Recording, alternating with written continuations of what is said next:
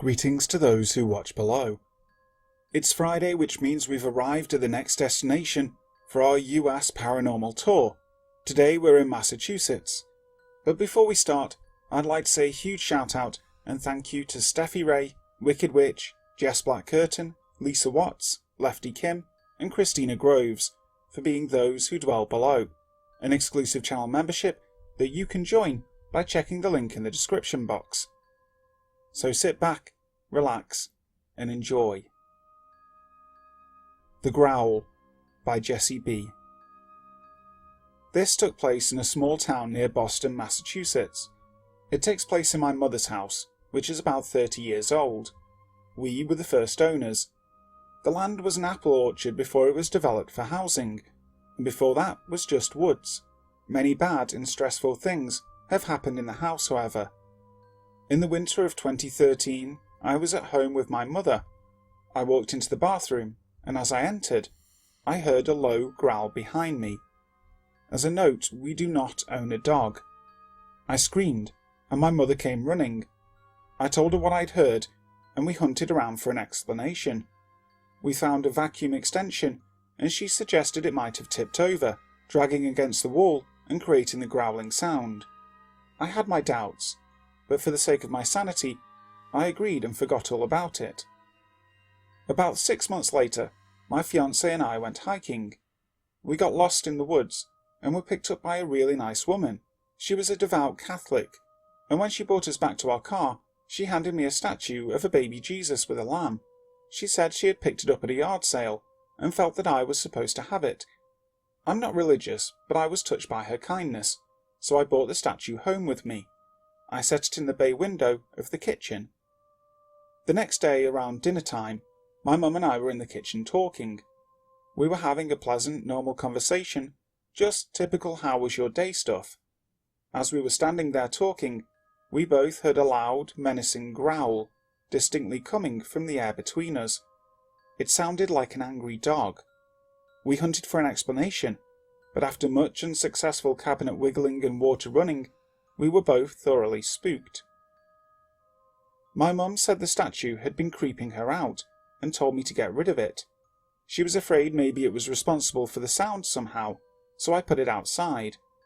I wanted to blame the statue too. My sister, who was a resolute skeptic, was laughing at us the whole time. Later, my sister approached me and said that after her trip to Ireland, she had brought home a small stained glass window image of the Virgin Mary and hung it up in her room. She confessed she'd started having bad nightmares, and the sight of it creeped her out, so she put it away, and the nightmares stopped. My sister suggested that maybe instead of some growling spirit being attached to the statue, maybe the statue had pissed off something that was already in my house. That made me think of the growl I'd heard that winter. I promise this is all true. My mother and I are both mentally stable. We don't drink or do drugs, and we are not religious or particularly interested in the paranormal. Nor do we jump to paranormal explanations for things. But creepy stuff happens in the house that has driven me to be open to the paranormal. The Hoosac Tunnel. The Hoosac Tunnel is so named because it's a passage carved through the Hoosac Range in the Berkshire Mountains of western Massachusetts. In Algonquin, the word can be loosely translated to place of rocks. The European-descended folk who settled in the area kept the Algonquin name for the mountain range, but they had some other changes in mind. Mostly, they wanted to blow a big hole in it so they could run a train through it. Digging big tunnels underground has always been extremely dangerous, but was probably pretty terrible in the mid-19th century, because it was deadly, and the work was slow. Construction began in 1851, and the tunnel wasn't completed until 1875. Low-tech, unsafe conditions, noxious, volatile, flammable gases, and highly unstable explosives claimed the lives of over 190 men before the tunnel was completed. The Hoosac Tunnel thus earned its nickname, the Bloody Pit. Labourers were dropping like flies throughout the excavation project, and maybe that would have been enough to win the Hoosac Tunnel its own ghost army, or at least a few ghost soccer teams. But the best ghosts don't come from workplace accidents. They come from murder. Nitroglycerin was the shiny new volatile chemical compound on the block in 1865.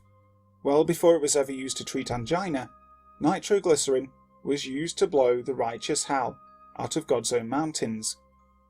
In March that year, 3 explosive experts gave the combustive agent a shot. Ned Brinkman, Billy Nash, and Ringo Kelly primed a charge, then sped off to a safety bunker for the detonation. Unfortunately, Ringo messed up. He blew the nitro before his partners got to safety. According to the stories, Ned Brinkman and Billy Nash were buried alive under tons of rocks in the explosion. I'd wager that it's more likely they were buried dead. Either way, it roused suspicion. Was this simply an accident, like all the other deaths in the tunnel? Or was it murder? Ringo Kelly disappeared soon after. Workers found him 10 days after the nitroglycerin incident, 2 miles deep into the tunnel, near where his partners had died. Ringo was dead, apparently strangled to death. Without any suspects, the case went cold, but the tunnel workers were convinced that Ringo had been revenged by the ghosts of his dead partners.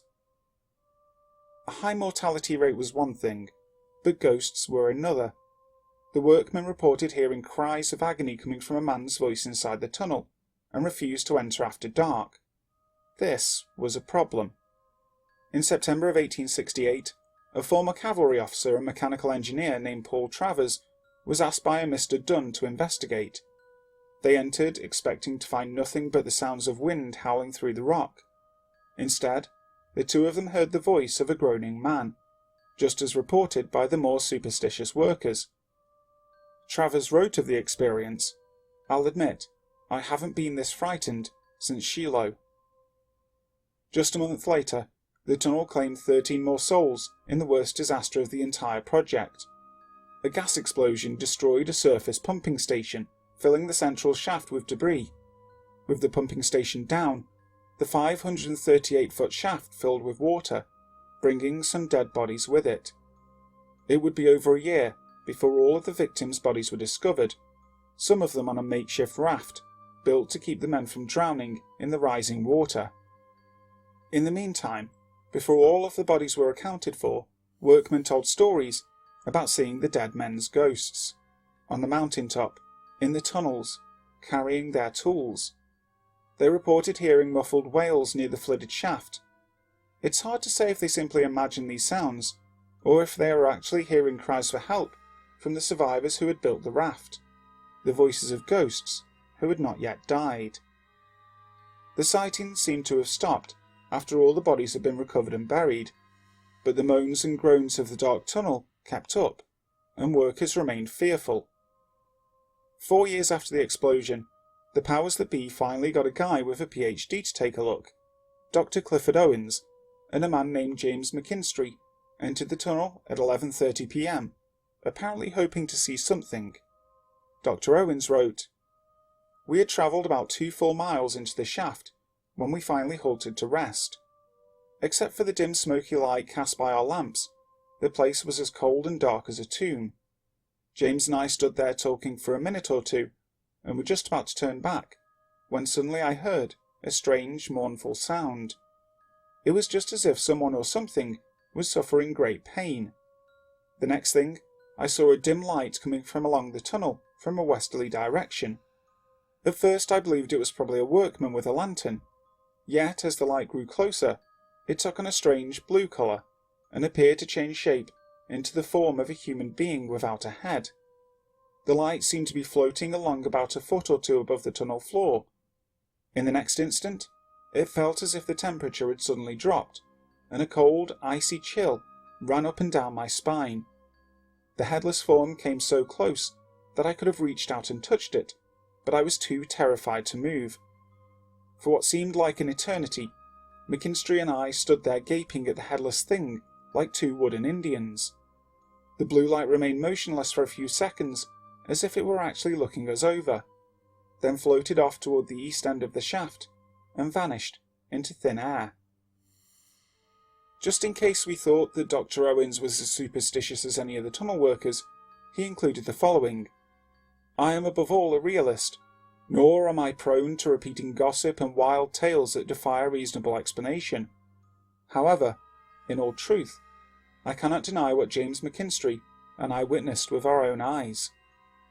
In February of 1875, the first train passed through the completed Hoosac Tunnel. 125 passengers made it through with no issue, which isn't too surprising. Unlike human men, trains fear nothing. The Hoosac Tunnel put North Adams on the map as a New England transportation gateway. As you might expect, once the project was completed, most of the tales stopped. But the tunnel hasn't been empty by any means. Aside from being an active freight railway, explorers, maintenance workers, and passers through have continued to tell stories of a presence in the dark, sometimes helpful, other times threatening, heralded by muffled voices. My Closet Door by NEGuy. In the summer of 2002, I moved into a little apartment in a small town in Massachusetts. With the exception of the previous few months, I had been out of my parents' house for years, but I'd always had roommates. This was my first apartment by myself, and I was really looking forward to being alone. It was a cosy first-floor apartment, with a private garden entrance at the rear of an old house that had been converted into 4 apartments, and I loved it. The first night I moved in was wonderful. My friends had all gone home after beer and pizza, and I was left alone. I had electricity and hot water, but no cable TV or phone for dial-up internet. I took a long hot shower and read a book until I felt sleepy, and then proceeded to enjoy one of the best night's sleep I've ever had. Independence and quiet are wonderful things. The next night, things started to change. As I said, this was an old house, and as such, the closet door in my bedroom didn't close properly unless I lifted the doorknob and hip-checked it closed. Opening it was no picnic either. That night, I again fell asleep with a sense of peace and tranquility. It didn't last. Sometime in the middle of the night, the closet door slammed open, as if somebody had kicked it open from the inside, smacked into the wall, and slammed it shut again. As you can imagine, I was catapulted out of sleep in a panic. I sat upright, staring at the closed closet door, terrified and too petrified to reach for the light in the dark. I probably sat like that for a good 15 minutes before I could move. Once I got the light turned on, I left it on for the remainder of the night. The closet door continued to do its own thing as the weeks went on, accompanied by lights turning on in the middle of the night, doors locking on their own, the stereo doing whatever the hell it wanted, cabinet doors all being opened when I got home from work, and various other things. I wasn't too happy, and didn't know what to do. One Friday night, a friend came over for dinner, and I told him all about my situation, admitting that I was scared and might need to move out already. He told me not to worry about it, and that he would have a little chat with my ghost. I was a little uncomfortable with it, but he insisted. I poured myself a glass of wine and went outside to peer in through my bedroom window, while my friend sat on the floor in front of my open closet and had what appeared to be a one-sided conversation. After about 15 minutes or so, he closed the closet door and signalled to me that he was finished. He wouldn't tell me what he said, but he assured me that my troubles would be over. And they were, for 5 wonderfully peaceful years. In the summer of 2007, I was working on my computer in my bedroom, listening to music and enjoying the warm breeze through the window, when I heard a loud crash from the other side of the apartment. I ran into the kitchen to find a beautiful old ceramic serving platter that I had left on the counter, smashed in the middle of the kitchen floor, about 5 feet from the counter. That was the end of the peace and quiet. For the next 10 months I endured an ever-increasing amount of activity, which even my friend couldn't do anything about. My boyfriend would no longer stay in my apartment alone for more than 5 minutes, and other friends often said they felt uncomfortable there, even with others around. In the spring of 2008, I moved to another small town in Massachusetts, and haven't experienced anything at all to indicate that my current home is haunted.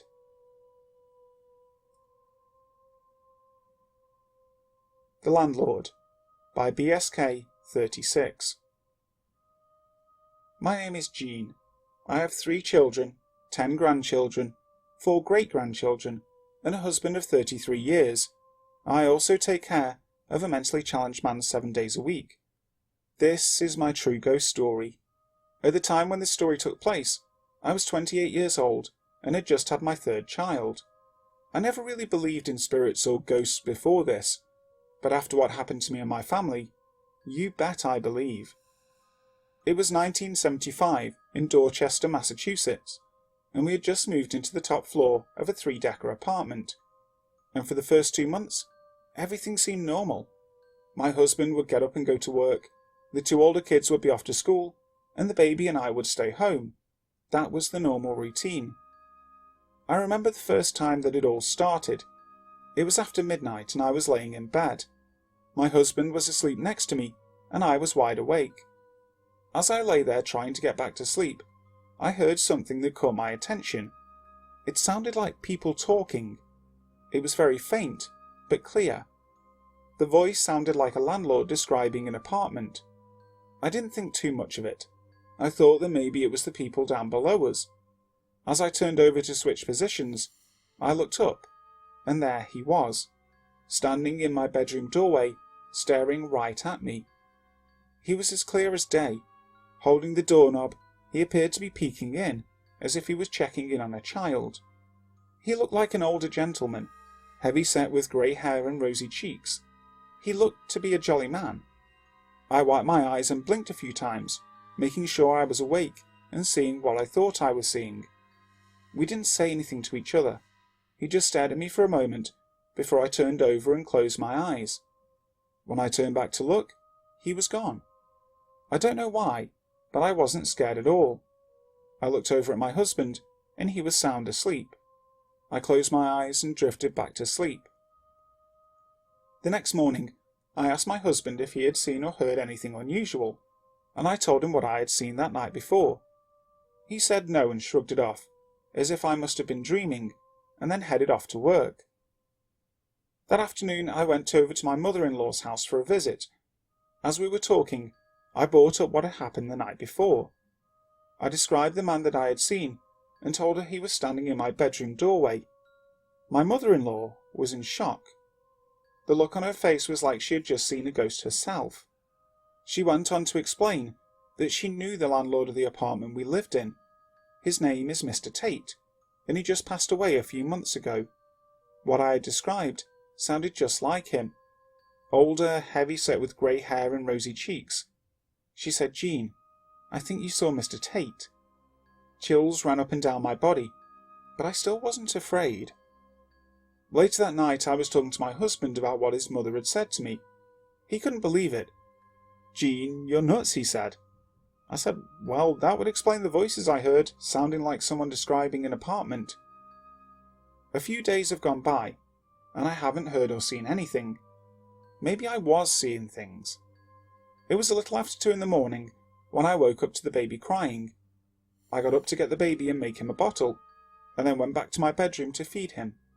I sat down on the edge of my bed facing away from the door, my husband sound asleep next to me.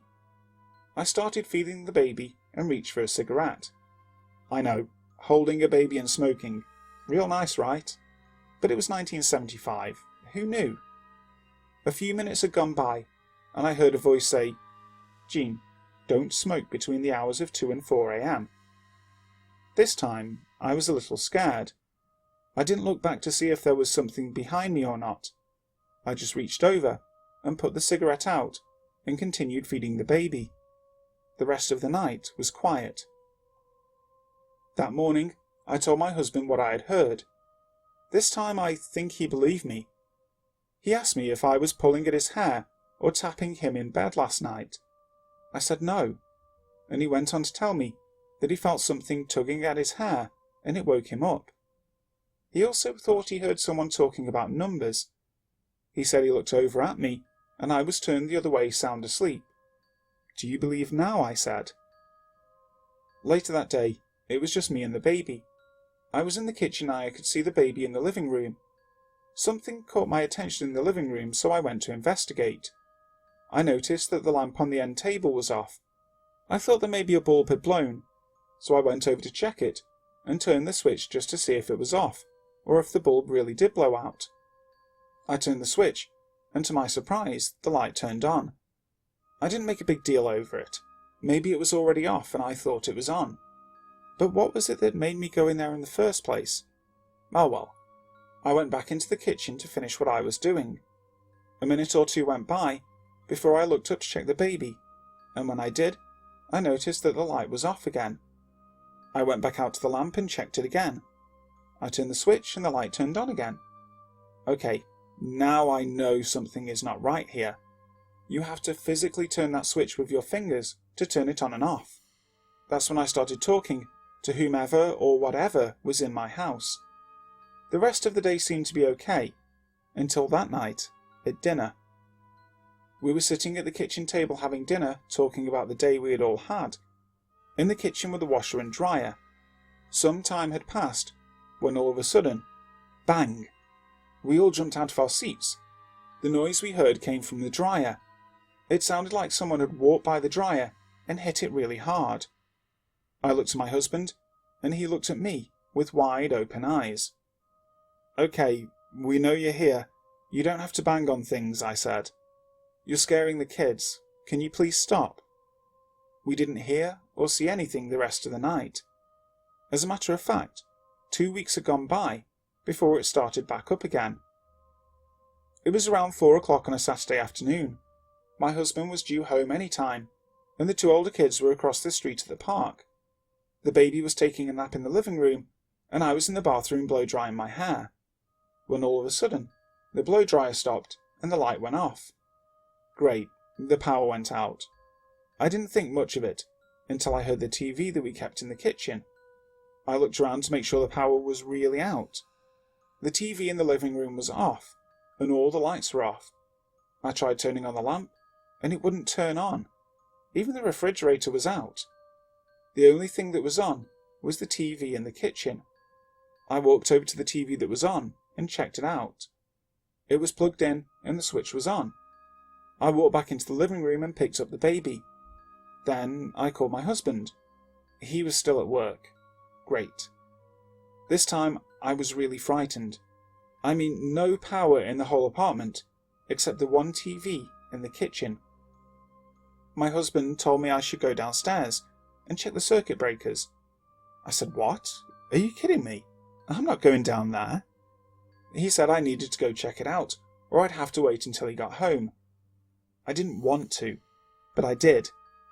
I got the baby and a flashlight, then proceeded down the stairs to the circuit breakers. When I got there, I opened the lid and shined the light on the breakers. One by one I checked, and not one breaker was tripped. I slammed the lid shut, and then took the baby and headed outside. We sat outside until my husband got home. About 20 minutes had passed by the time I called the kids home, and just then my husband was pulling up. We walked into the apartment, and noticed right away that the power was all back on. We wanted to check all the possibilities of what might have happened to the power, so we turned on everything in the apartment that could be turned on. Every appliance, light, lamp, TV, and radio. Even the blow-dryer was running, and the power stayed on. The breakers took the load of everything being on. We couldn't find an explanation of why the TV stayed on, and the rest of the apartment had no power.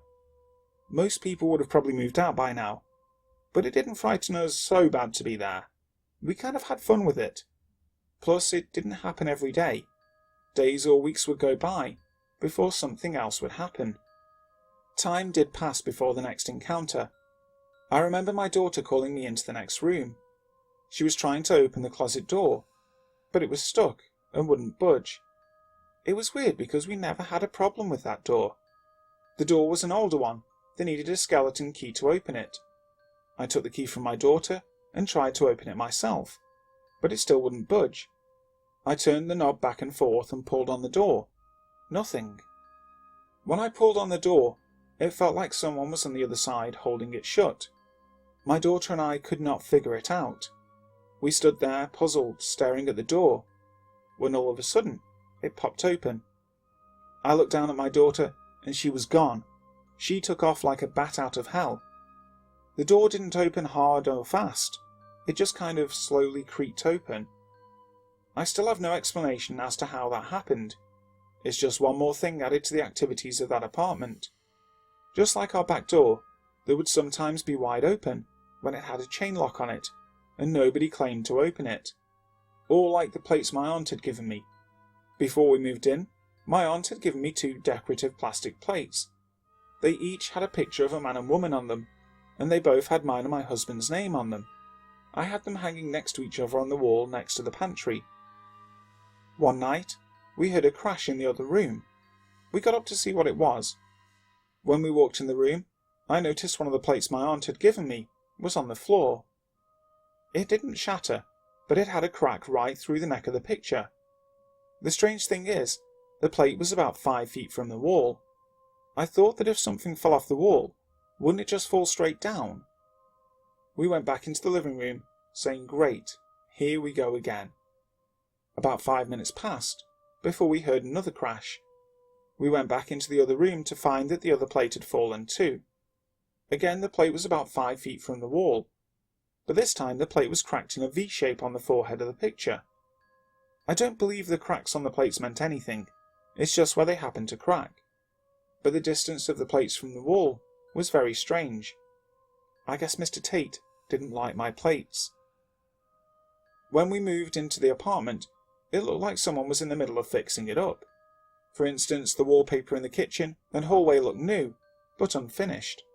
So my husband and I decided we were going to change some of it, because I didn't like the way it looked. I've always heard that when some people have remodeled or started moving things around in their home, it would awaken any spirits that might be there. Don't ask me why, it's just what I've heard. I can tell you this though, after we changed the wallpaper, something very strange occurred. We woke up one morning a couple of days after doing the wallpaper, and what we saw, I still have no explanation for. The wall behind our couch had deep scratches, about a foot higher than the couch, and all the way down to the baseboard. The wallpaper we just put up a couple of days before was ruined. The scratches went from behind the couch all the way down the hallway. "I'm going to kill that cat," shouted my husband. "I don't think it was the cat," I said. "Maybe we should get the cat and see if he is even capable of doing that." My husband found the cat, and we brought him into the hallway. I held my cat's back paws, and my husband took hold of the front legs. We then stretched the cat up the wall next to the scratches. We stretched that cat as far as he would let us, and still the scratches were at least 6 inches higher than what the cat could stretch. I guess Mr. Tate didn't like our choice of wallpaper. We came to find out later, Mr. Tate was in the middle of doing our wallpaper when he passed away from a heart attack. I remember we had an old-fashioned pencil sharpener. It was one of those that looked like an old telephone. We had it screwed to the wall in the kitchen, across from the washer and dryer. It was the following Sunday night, when my brother and sister-in-law stopped by for a visit. During their stay, we had a discussion about all the activity that was going on in our apartment. Of course, my brother-in-law, just like my husband, was being sceptical. I told him about all the stuff that had been going on, and he just shook his head in disbelief. He said, "I don't believe it." I was in the middle of telling him about the scratches on the wall, when all of a sudden, the pencil sharpener flew off the wall and slammed into the washing machine. Nobody could believe it. My brother-in-law looked at his wife and said, "Let's go." My husband picked up the sharpener and walked back over to look at the wall. The screws were still in the wall, and the washing machine was at least 6 feet away. It was like someone ripped the sharpener right off the wall and threw it against the washing machine. There was absolutely no explanation for what just happened. We lived in that apartment for 2 years before we moved, even though we encountered more activity in that 2-year span. We moved because we had to, not because of the spirit that lived with us. I never did see a picture of Mr. Tate, but I do believe that it was him in our apartment. I never asked the landlady about her husband. I guess I didn't want to frighten her. Freaky Fishing Trip by Andy83991. A couple of weeks ago, me, my cousin and his friend went out in our kayaks for a day of fishing and relaxing. It's early spring, so it was our first time out this year, being something we did almost weekly the last couple of years when the weather was nice. The pond we went out in is called Great Island Pond, aptly named for the 2-acre or so island that is located directly in the middle. On this island is an abandoned hunting lodge. From what locals have told me, it was being used up until sometime in the 1970s. There are all new housing developments and neighbourhoods in the area, but at the time, this was a really remote place. My cousin and I often stopped in our kayaks and walked through the house at some point during each trip we would make. It's a pretty large house, 3 floors with a wraparound deck on the second floor, which has a beautiful view of the pond and woods. Having been in there many times, we knew how everything inside the house was set up. We got out of our kayaks and we explained the house and its layout, and where to step and not to step, to our guest and first-time kayaker. After we were through, we made our way up the stairs and into the kitchen, checking out the old well pumps and retro refrigerator. Not 10 seconds into entering the house, we hear a loud walking or running sound upstairs, and we all stopped and listened. To me, it sounded like a person walking, or a large animal, because it was fairly loud, and there is no way a squirrel or raccoon weighed enough to make those loud steps. We were a little freaked out, but being 3 20-somethings, we shrugged it off and acted like we were not worried. The next thing we did was cut through the parlour to get out to the front deck and show our buddy the great outside view. While walking through the room, my cousin and I stopped and looked at each other. He asked me exactly what I was just about to ask him, which was, why is the door to upstairs closed? The door had never been closed during any previous visits to the house, and it is something that we both noticed immediately. There is no wind in the house, because all the entry doors are always closed. Anyway, we continue onto the porch and hang out there for a few minutes, taking some pictures and enjoying the view. We walk back inside to check out the rest of the house, and as we're walking back across the parlour, the door that was closed that leads to upstairs flings open hard enough to leave a dent in the wall. Needless to say, the 3 of us ran out of that house back to the front yard.